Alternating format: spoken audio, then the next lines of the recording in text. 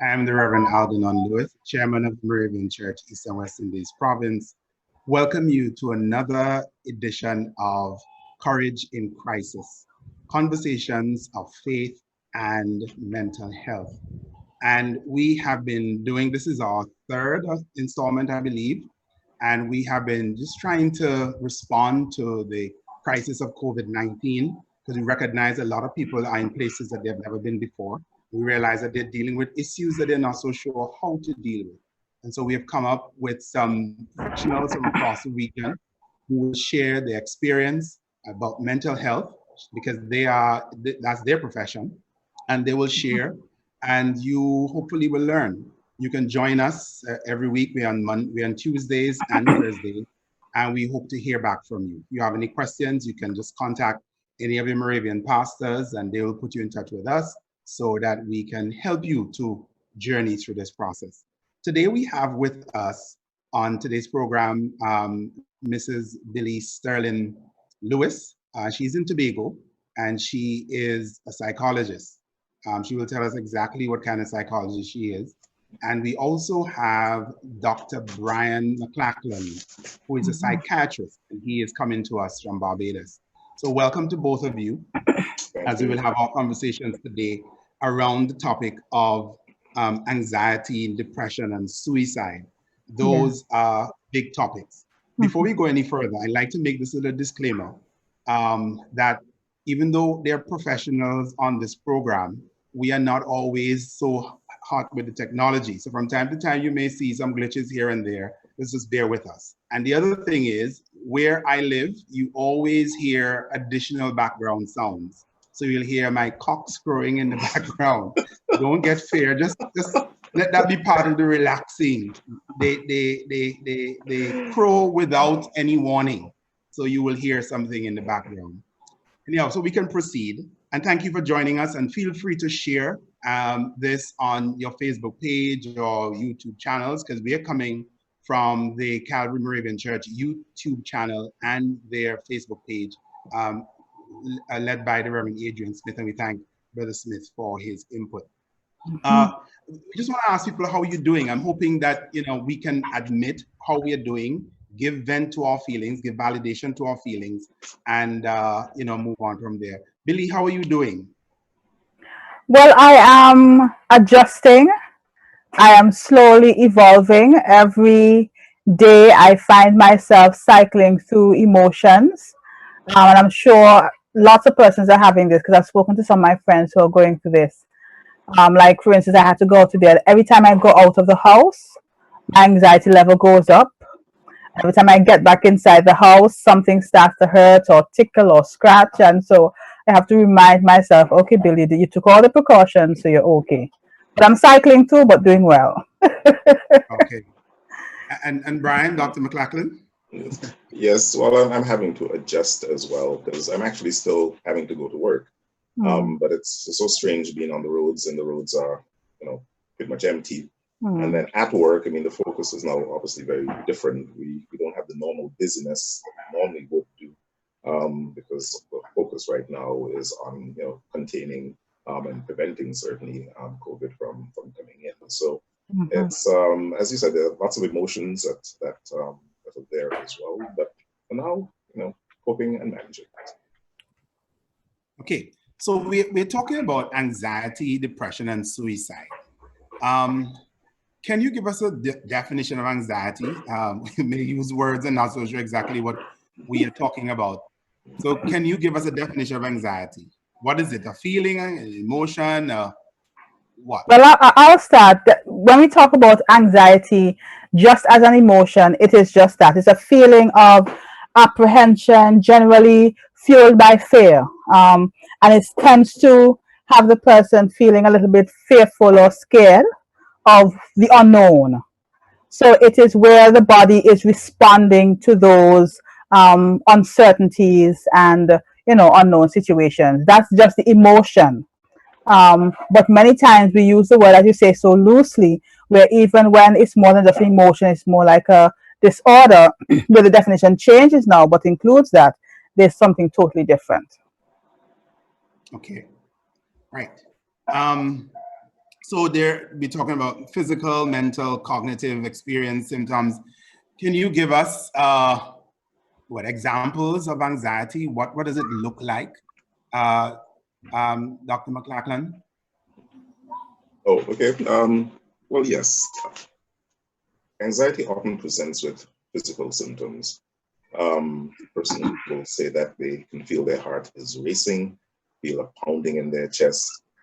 Sometimes their mouth gets dry, they start to sweat, they start to feel like they want to urinate, they get headaches. There are a number of physical symptoms that are associated with anxiety, which if persons don't realize that's what's happening, then they believe they actually have a physical illness, and they will present sometimes to their general practitioners believing that their problems are certainly physical. And when anxiety gets extreme and you can get into what we call panic, then you get certainly an intensity of those symptoms to the point where persons often feel dizzy and disoriented and often feel that they're having some kind of a catastrophic medical event and that they're going to even die. So the feelings are very real, and they're very concerning, and they're in many instances really quite disabling as well. But can I add to that? I mean, one of them, in terms of the thoughts become very much irrational, as Brian said. They may think they're having a heart attack in a panic situation, or they're dying, they're terribly ill. But generally, they have what we call one approach, the awfulitis. They catastrophize everything. The thought process is very rational, and they think that everything is going wrong, and they themselves, everything is going wrong for them. So the thought patterns as well are greatly affected with anxiety. So is it valuable for somebody to say, I'm feeling anxious right now? Is there value in somebody just saying that I'm feeling really anxious now? Well, definitely. I think we want people to understand that right now it's a stressful time. It's an anxious time. It's an anxiety-provoking time. Life on a whole is stressful. Now we have added COVID-19 to it. It's even more stressful, and stress and anxiety go very much hand in hand. And so, if people are saying, I'm feeling very anxious, well, that's really good. One, because it means they're recognizing some of what they're experiencing, and they're able to name it. And that is what we want people to understand. At this point, it's okay if you feel that way, because the situations that we are in right now warrant that sort of feeling. So just to take away anybody's fear from feeling bad because they are anxious, it's okay to feel that way at this point. Yes, I think I'd like to echo and reinforce that as well, because let's face it, what we're speaking about in terms of COVID is something very serious. And so, persons shouldn't be trying to trivialize or minimize the fact that they are going to feel very anxious, as they should be staying at home, certainly, but you're always concerned about whether or not you're going to come into contact with it and whether or not you're going to get it. And you only have to look at the images on television as to the results and the consequences of having the infection to understand why people will be as, and I'll use the word fearful, as fearful as they can get with regards to potentially coming into contact with this illness. Okay, so I think we've sort of hinted at it, that this whole COVID-19 situation is an anxiety-provoking situation. What are some of the other things that can provoke anxiety? Because thinking of what you see on television of, okay, I went out today and social distancing was not the best that it could have been. People were too close, and you wonder if you pick something up. That's one thing. But what about, what are some of the other things that we may be in right now that could provoke one's anxiety? Well, if I could go with that, everything in life has been affected now because of COVID.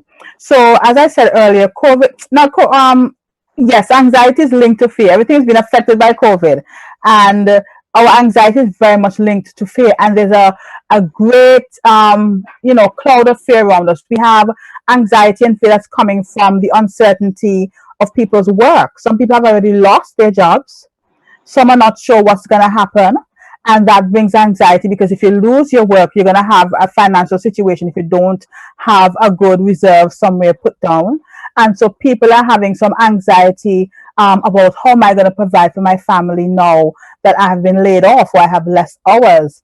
You have people being fearful and anxious about, you know, being in lockdown, and being around people who they may suspect to be infected. I saw a video yesterday on the media of a community where they have set up an isolation unit in Trinidad, and this one gentleman came out and got villagers riled up saying, we don't want no cover. He kept saying cover. He wasn't using the correct word.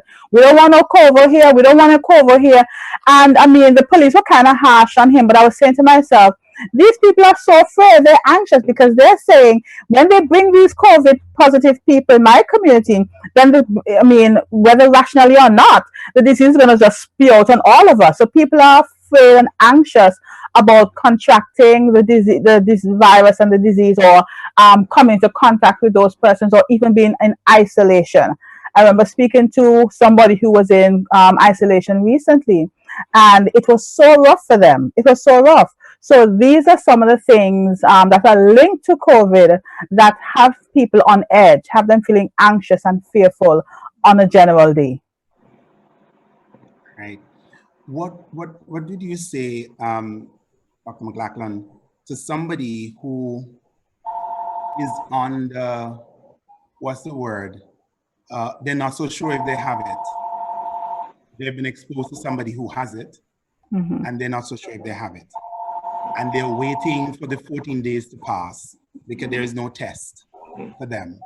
What do you say to that person? Well, I think it's being aware certainly of, again, what is likely to happen in terms of if you do have it, and in terms of if you're going to start to develop the symptoms. You're usually encouraged to be doing things like taking your temperature every day, monitoring whether you have getting a sore throat or coughing, those sorts of things. So I think empowering people to sort of say, okay, well, this is on you at this point in time. You're going to monitor you, okay? Because there's not much more you can do apart from that if you have in fact caught it. So it is, you have an opportunity to monitor yourself, and then usually you'd have been given some contact information to get medical advice depending on what symptoms that you've developed, and persons should be checking in with you as well. You can reassure people as well in terms of, again, that even though it's not hard and fast, the younger you are, then certainly the better the prognosis is. This may be an issue in the type of contact that you've had as well. So the particulars in terms of why it is you found yourself in a quarantine situation are going to be important, but it's also one, how are you going to monitor yourself? And then what are the activities you're going to do while you're in quarantine that's going to serve as, I'll use the term distraction, a bit of a distraction, but are also going to, again, be helping you to decrease the anxiety that's going to come, because unfortunately you might be sitting there waiting for symptoms to come, which may not come, but you still have to be there trying to manage, that anxiety and taking anxiety reducing steps, which can be a challenge because sometimes the things that we do in order to manage our anxieties about other things we do outside of the house. Now you're being put in a situation where you're in the house and it's like, okay, well, what can I do? What should I be doing that's going to help me to stay calm, apart from being very proactive in terms of managing myself? Mm-hmm. And I would jump in and add there, from a faith perspective, for those people particularly who are of faith, singing helps a lot. Singing, praying, having your pastor call or other people call just to pray with you and encourage you in that time. Dancing. You have a phone nearby that somebody can call. And whether you can sing well or not, but put your radio station nearby, YouTube and otherwise, because it's a distraction, but it's also an encouragement. Okay, if we can just pivot a little bit to from anxiety sometimes leads to depression. Is that correct? Is that a correct statement? Yes, yes, certainly. Yeah. So again, what is depression? These are words that we use. Can you give a simple explanation so that anyone can understand? Well, I'll do that. I think when mental health professionals talk about depression, and we are often talking about a specific illness that has specific signs and symptoms. But I think to try and break it down, depression often refers to, again, periods of sadness. Now, we talked about grief a few days ago, and most of us, again, because we've had experiences with grief, so we understand that sadness certainly comes with that. And therefore, sadness as it occurs in depression is it's not a foreign concept to us. But in depression, then there is sadness. There's not necessarily sadness at a specific event. There's sometimes sadness and persons don't even know why they're sad. The sadness is prolonged and it is intense. There are often changes in things like sleep, okay? Classically, in depression, sleep is actually decreased. So persons will have difficulty going to sleep. They'll get up early in the morning, much earlier than they're accustomed to. Or you can get the flip side to that, where persons are sleeping a lot more. They're just going into bed, they're tired, and they're sleeping a lot more than usual. Changes in appetite. Classically, in depression, people they don't feel hungry, they don't feel like eating. But then you can get the flip side as well, where persons then start eating, and they start eating all sorts of very unhealthy sort of foods, foods with a lot of salt and fat in them, because these are comfort foods. And if especially there's anxiety present, it makes them feel better to do that. Persons develop a loss of interest in terms of their normal activities. So things that they're accustomed to doing or feel like they get joy out of doing, they don't do anymore.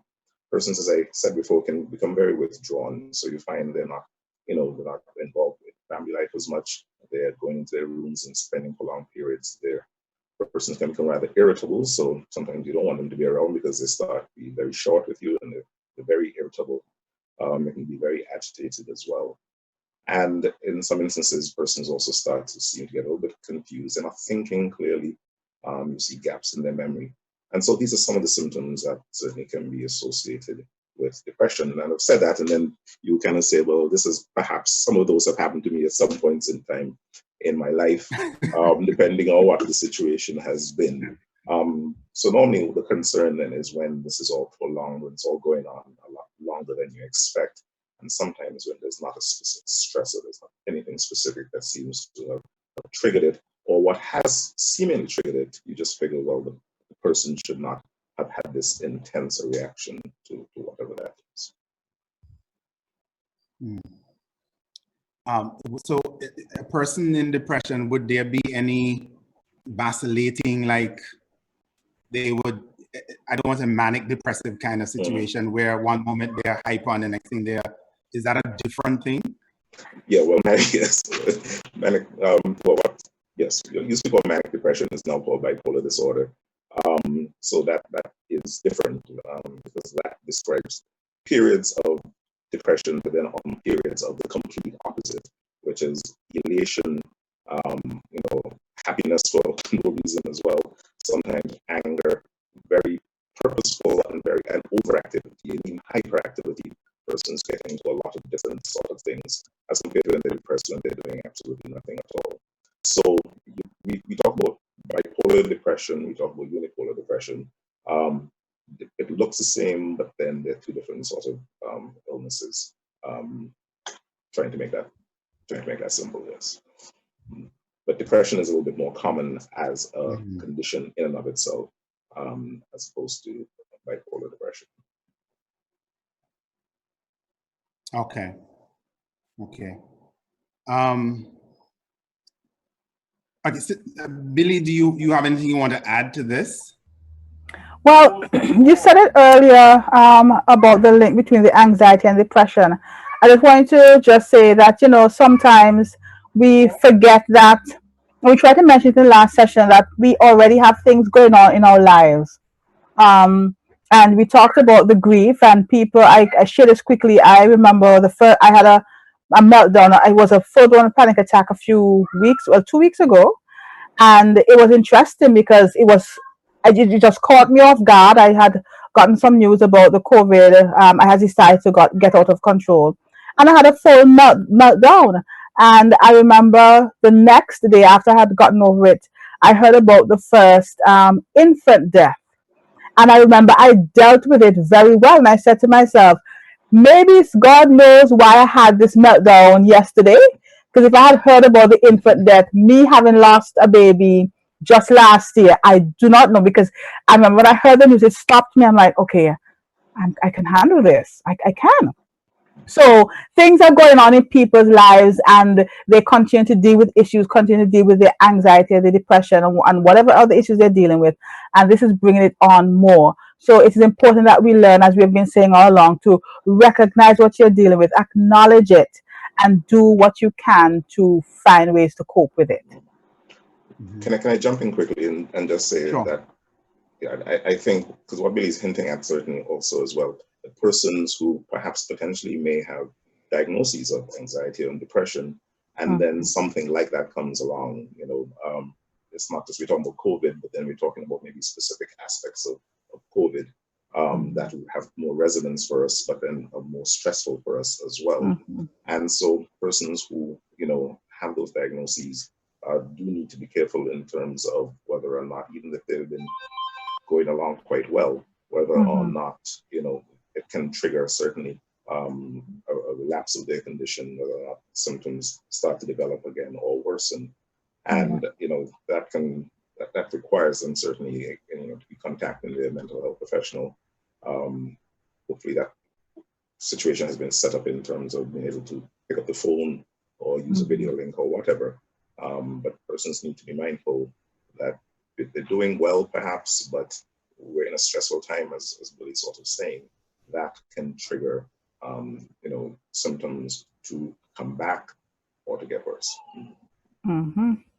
So you're saying the people who have had issues with depression, be very cautious. That they need to be cautious, and the people around them, their family members who are aware of that as well, then they need to also be observing, and this is observing, and rather not every 2 minutes asking, you all right, you're all right, you're all right. that would create a situation. It does. Because some people, again, they don't necessarily recognize when they are, and especially in depression, when they in fact are slipping. I can decide, I might feel, if I'm depressed, that I just want to be quiet for a while. But others around notice, no, but this is, not your usual quietness. This is quietness that suggests that perhaps you're becoming, you're becoming unwell again. And so persons around, family members, friends, and whatnot, should be monitoring and should be encouraging, certainly when they see that things are not going, in a way they should for the individual. Okay. What we started talking about it, but I'm wondering if there's more. What do you say to the people around somebody who is prone to depression, or who may be slipping into depression for the first time, because for the first in their lives, they're not able to just jump in their car and go to work for 7 o'clock and come back at 7 p.m. and then bathe and go to sleep. They are now sitting home, is that everything is on pause, and it's they're slowing down, so it's like weighing heavy. What do you say to the people around them? What do we do? Yes, we notice that there's a difference. So what do we do? Yeah. I will start, and I want Brian to finish up, but I want to say that you said people are slowing down, but the reality is, in many cases, because of how we live our lives, a lot of our routines were very much strategic to help us cope. So yes, we go to work. Yes, we go out, just some people just go to limes, like retired people. But sometimes being in a home, being in your own space, having to be with yourself in your own mind, sometimes it's so painful or difficult based on what they're dealing with, that yes, they get to be home, but now they're trapped in a place that they can't escape from as easily, because they can no longer drive about the place. They can no longer go by their friend, go by the shop, go on the corner, and just, distract positively in that way, distract themselves. Escape, yes. And it's just a reality, because we have a lot of trauma around in our society that was pre-COVID. And so one of the first things we have to help people to do is to be, even with anxiety, is to be grounded. We could, how we we reach out to these people, or they would reach out. Help people feel grounded. Let them know that it's okay to be in this present place, in this present state.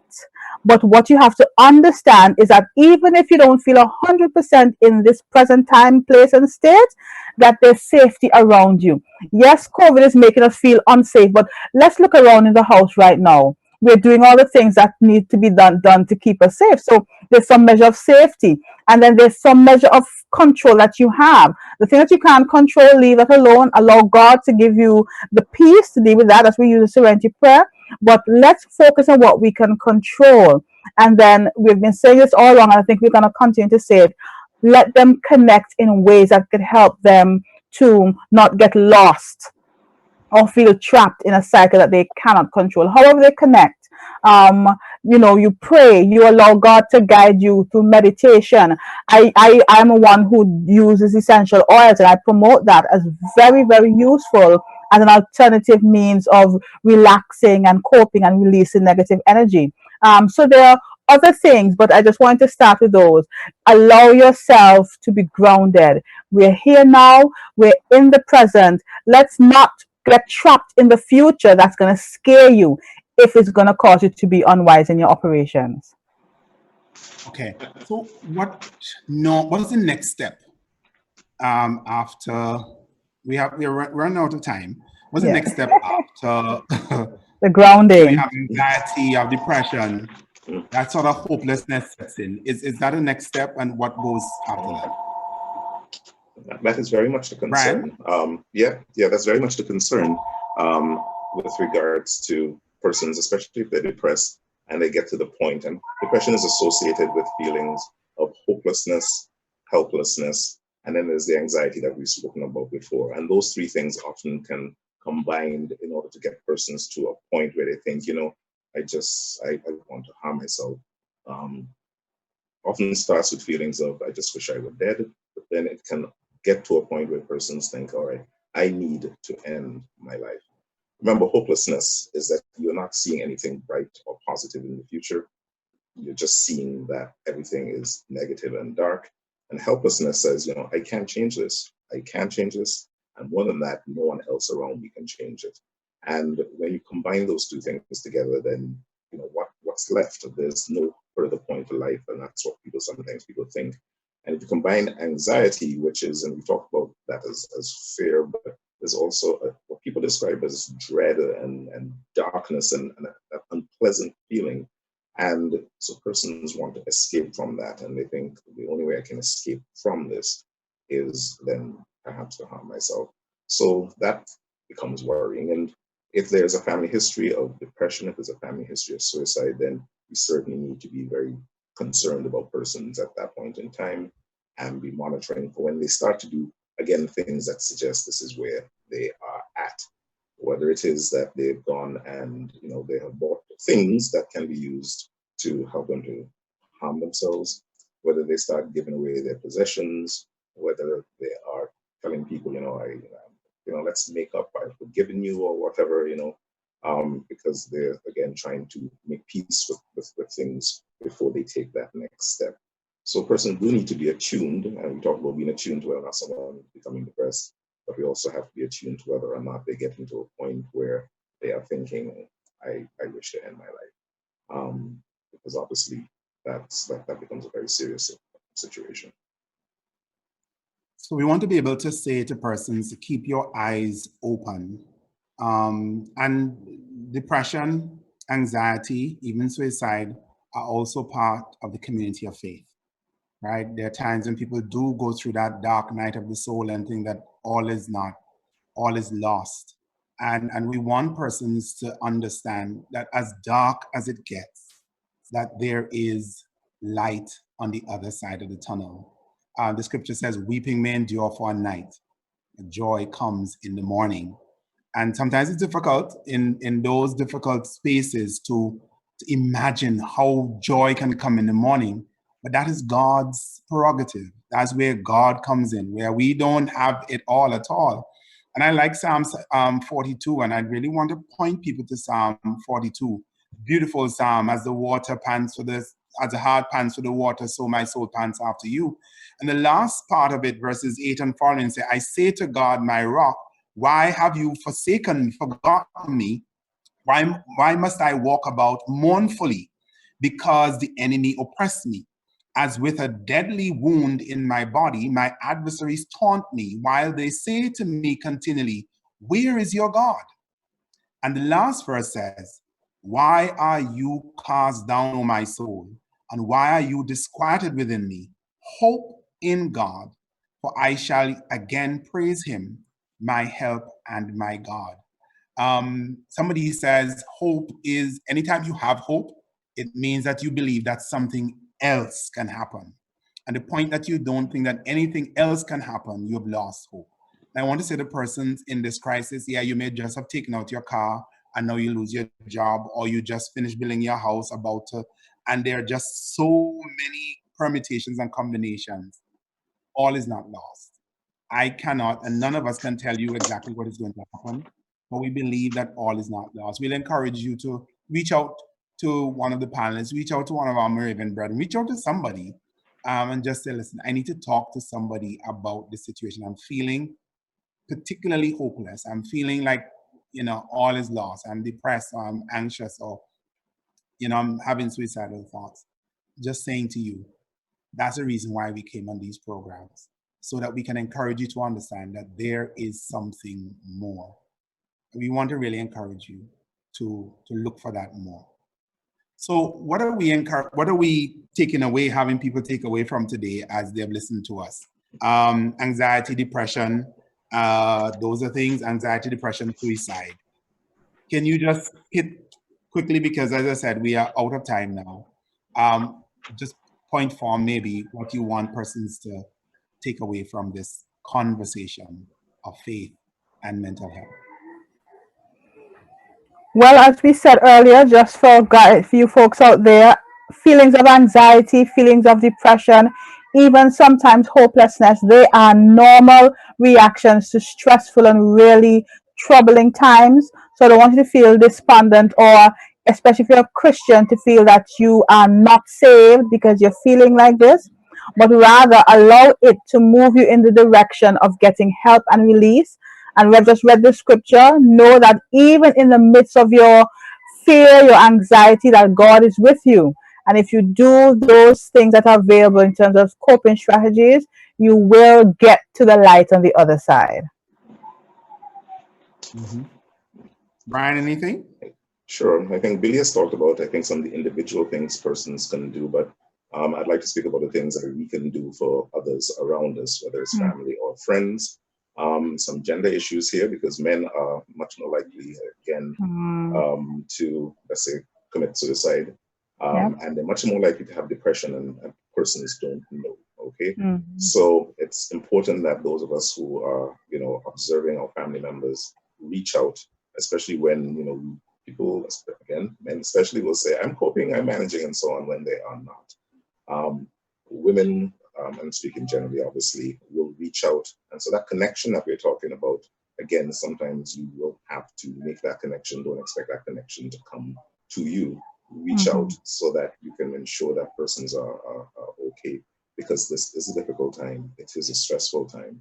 And if persons, again, separated from their normal methods of coping, then, it means that we all have to be vigilant in making sure that people are managing and getting through this experience. Can I just add this one thing? I know we're out of time, but a lot of people have chosen to cope with the drugs, the alcohol, the marijuana. A lot of our islands have decriminalized marijuana.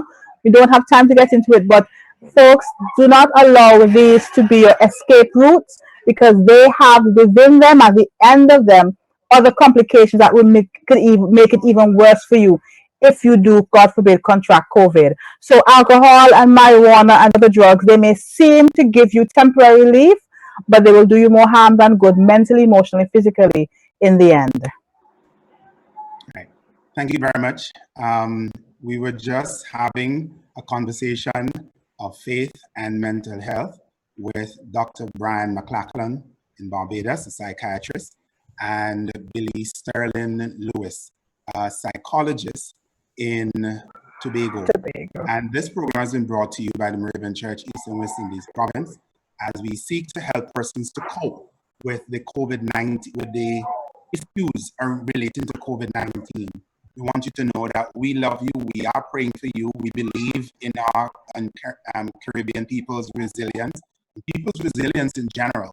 We believe in the faithfulness of God, and we believe that God has provided what we need to be able to navigate this difficult course. And so may grace and peace be upon you. And we look forward to seeing you here again on Tuesday coming, where we'll have another conversation with Tuesday at 5. And may God bless you. Enjoy your Holy Thursday and the rest of your Holy Week. Blessings and peace. Bye-bye.